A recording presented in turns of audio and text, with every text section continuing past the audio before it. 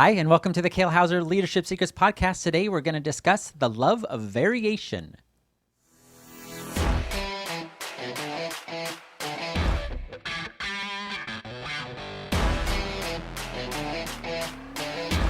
Hello, everybody, and welcome back to the Kale Houser Leadership Secrets podcast. My name is Kale Houser. Thank you for joining me today. I want to talk to you about this concept of variation, and specifically the love of variation. And you may be going, okay, this kind of doesn't make sense. What does this mean for business? And I'm not understanding where you're going with this. And I promise, well, hopefully you will, I'll paint that picture for you. Because, and I'm guilty of this just as much as anyone else, I love variation. I like variety. I like being able to do different things, especially when I'm good at those certain things. I like to keep doing that, but in different arenas. This came to this concept and this kind of idea that I want to talk about with variation and the love of variation and variety came from a training that I was attending recently with, and it was actually with Tony Robbins. And it was during a Q&A that this gal had, Tony Robbins was doing this Q&A, and this gal, was raising this question about her business. And specifically, she had 3 different businesses. And she was kind of complaining. Well, I don't know if complaining, but her concern was that, even though she had these 3 businesses and they, appeared that they were successful, not like, multi-billions or anything like that, but they were successful and viable. But she wasn't where she wanted to be, and she felt like she was being pulled in all these different directions. And he brought up this concept of she loves variation. And he's like, I'm willing to bet that you do the 2 or 3 tasks that you really enjoy doing as a business owner, whatever that is, in each of those 3, but you hate doing, whatever those other tasks is that you aren't necessarily maybe good at or have an affinity for, or you just enjoy. And that's what's causing this disconnect of there's more of the what you don't enjoy, but you've replicated just as much of the stuff you don't want to do as you've replicated, getting to do the 1 or 2 things in each of the 3 businesses that you really do.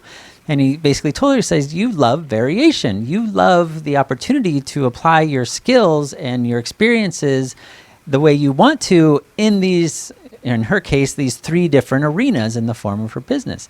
And he says, more than likely, if you were to open a 4th business, you would do a very similar business where you got to do that thing that you really like doing as part of running a business. And you would come to not necessarily regret or despise those things you didn't do, but you would be right back to this sense of discontentment.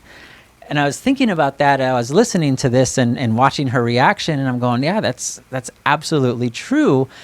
And just like we can have too much of a good thing, when we take that good thing, but we start spreading it across these different platforms and these different arenas, instead of focusing on the success of the one thing, that's where we start getting into trouble. It is perfectly okay to have different interests and different variations of things you enjoy to do. But as a business owner and as somebody that's, an entrepreneur and they want to make a viable income or business plan for this thing, they can't start one thing, enjoy doing a part of it and then come and start another thing to get that fulfillment that they were missing, and then, and just keep replicating that on and on and on and on. And his big advice to her, if I remember correctly, was essentially find people to supplement your weaknesses, right? It's very plain, and you would kind of expect that answer. But as we get into thick of it, because this was certainly her situation, she's in the thick of it. She's in the I enjoy doing these things, but I hate doing these other things. And I've now tripled it, right? Or doubled it, however you want to look at it. And it's so easy to get caught up in that and not take that step back and kind of do that self-analysis of why you started these business. Why did you start it? Because it wasn't like she opened more locations, right? She started like these 3 very different businesses.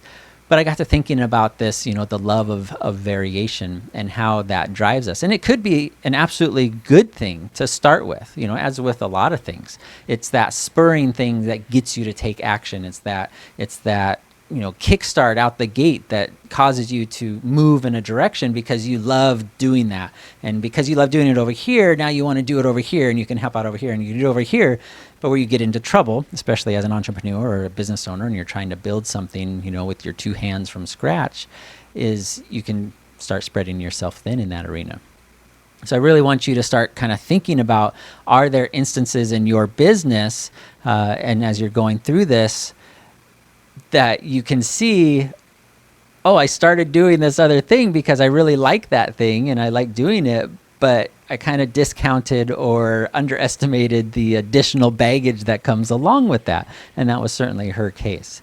And I just thought it was really, really fascinating to think about. And then you've got the other end of the spectrum is people that just get ultra focused on that one thing, and it could be completely valid, right? They're focusing on building their business. They're focusing on every energy, penny, resource goes back into the business until they build it.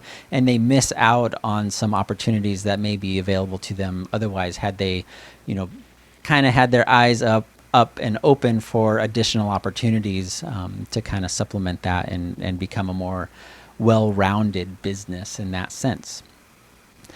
And I think as I'm going through this thought process myself, and I'm thinking about how do I see this in myself, because that's ultimately what this podcast is. I'm trying to lend to you some of the experiences that I've had and some of the thought processes I have in order to get you to do those self-reflections and see how you can benefit or change things for your benefit in your life.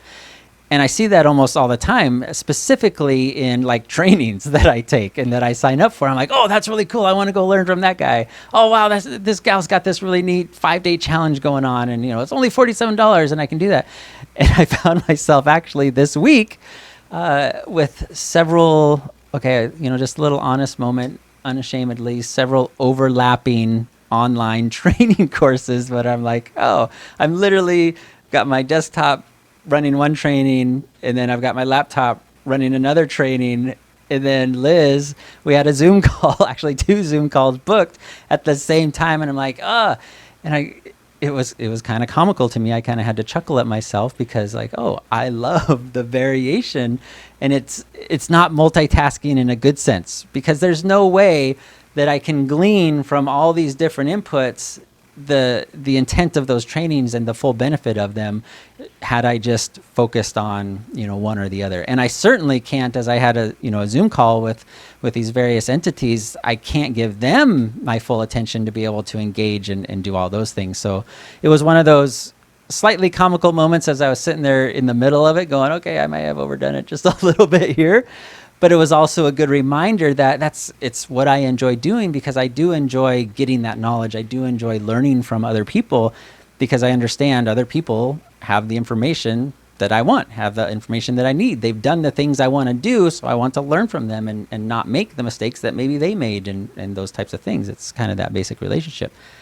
So I would highly encourage you, if you find yourself, it may be as blatant as you've got 2 or 3 screens going between your phone live streaming something and your desktop and your laptop and your iPad going, and you've got these inputs going, and you're listening to an audiobook in one ear and trying to read through, a worksheet on your desk. You may be in this scenario of this love of variation.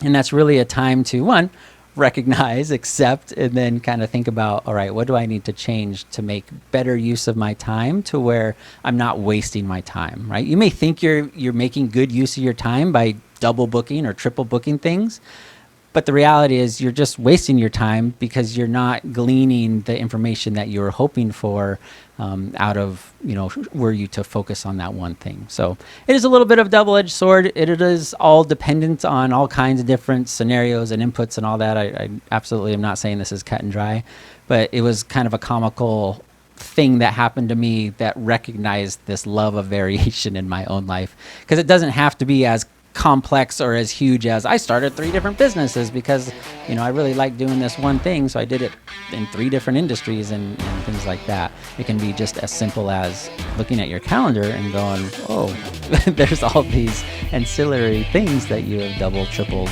whatever booked on your calendar. So be cautious of that. Maybe take a scroll through your calendar coming up in the next couple of weeks and see where you can clean that up or move things around in order to give that full attention where that attention is due and needed, especially if you're dealing with clients and customers and things of that nature. Cool. A little bit of a shorter one for you tonight. Thank you for joining me. Hope you're finding this beneficial. We'll talk to you guys soon. No matter where you're at in the world, have a fantastic afternoon. Bye.